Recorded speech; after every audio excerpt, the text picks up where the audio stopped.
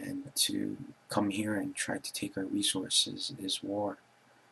So the asteroid Marduk is the New Testament's angel of death. The coming pole shift caused by the passing through the center of the galaxy is the 7 days of darkness, or the deactivation of the magnetic shields, and the multiple R5 and R7 class solar flares is trial by fire, where the Earth will be scorched by fire. So if the crustal hiccups don't kill you, meaning the plate shifting, or the crustal movement shifting, and if the heat doesn't fry you, then the radiation will melt you from inside out, from the solar flares or the passing solar flares. So if you put Marduk and the destruction that would be the 2012 pole shift, then a guesstimation would honestly look like at about 1% survival rate. And then Rapture, what coincidentally in paintings and drawings looks like a teleportation or gravitational field or gravitational technology to lift humans and animals into what I really need to hit you with a stone to decipher as spaceships, or those cigar spaceships that humans have been building with Martian technology as a fail-safe device. However, if all goes well, I mean, if you look to a lot of depictions in history, in China, in Kosovo, the Kosovo painting of the Annunciation, and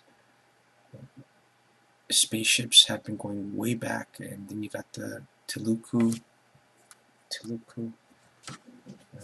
trinkets of spaceship, of airplanes, and you have helicopters and hydrofoils and pyramids that are thousands of years old, and it's clear that they can see the future because they have flying spaceships. Why would they use trinkets of airplanes and helicopters when it's obvious that that's outdated technology?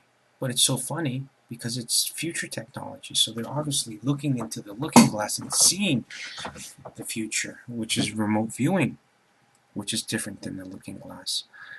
And remote viewing, you don't need technology. You don't need technology. Technology is what gets you there, though. So remote viewing is a very important issue and explains how everybody can see the future, especially the Mayans, and that's very important to read at Q1.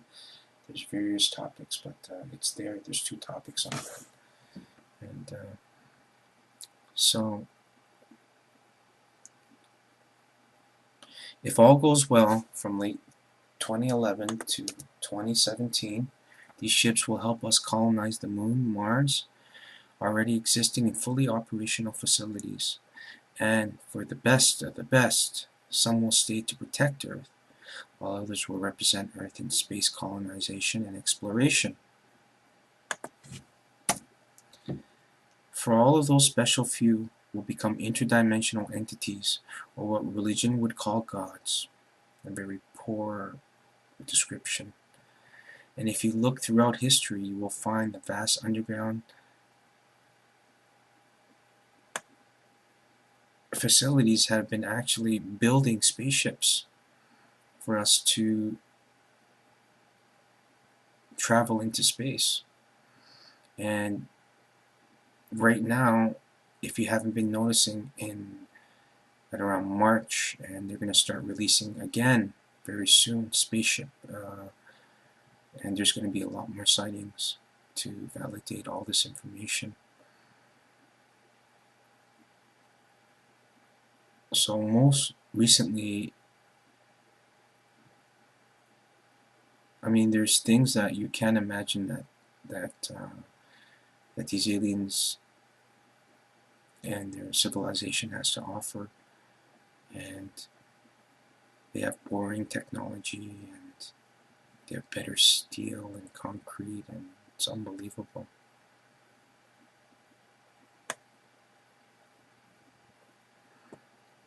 In conclusion, not rebuilding the Temple of Solomon is vital and is a test for humankind. Wasn't the Imam Mahdi and Jesus is supposed to be compatriots in the trial of enlightenment. Yet, trial of enlightenment, so that means us and not them. Yet, for the growing pains of humans and its teenage juvenile tendencies, violence only begets violence, and more temples cannot be built. And as homage to rebuild the Temple of Solomon, from what I've heard, the first temple that man builds on space, on Mars, will be in honor of the Iman, the hidden Iman of Muhammad and of Jesus, or what? And for the Israelis, they're asking to be patient, and that the first temple in outer space will be the Temple of Solomon.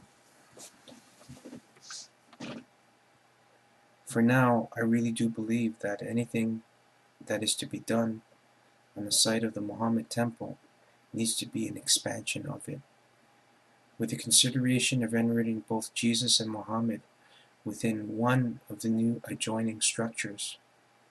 Of course, it is to be built by both Muslims and Israelis. Is this not a decent treaty? But for this strategy, peace does not come. It is they that have been planning this moment since they have been entrusted with the secret texts of Jesus and Muhammad.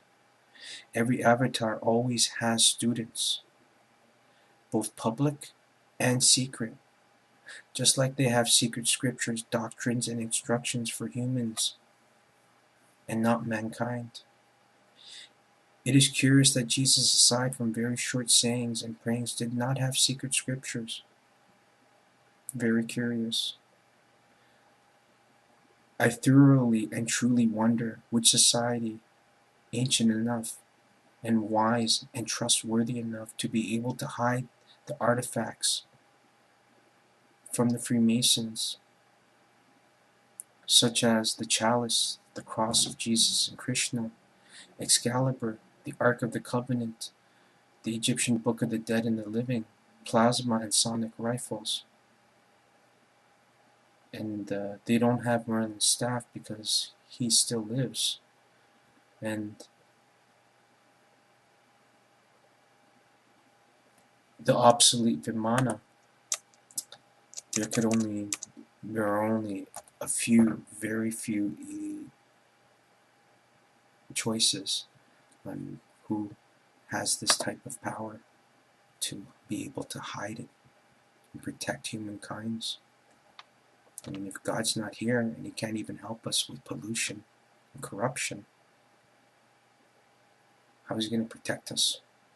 I mean, it's obvious that we have the Ark of Covenant. It's very obvious that we have the Spirit Destiny,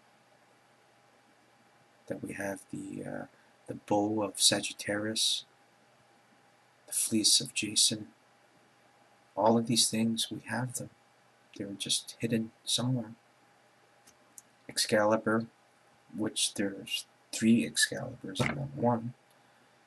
And all of these things, they must be entrusted to a very powerful group. And for some reason, we've never been invaded.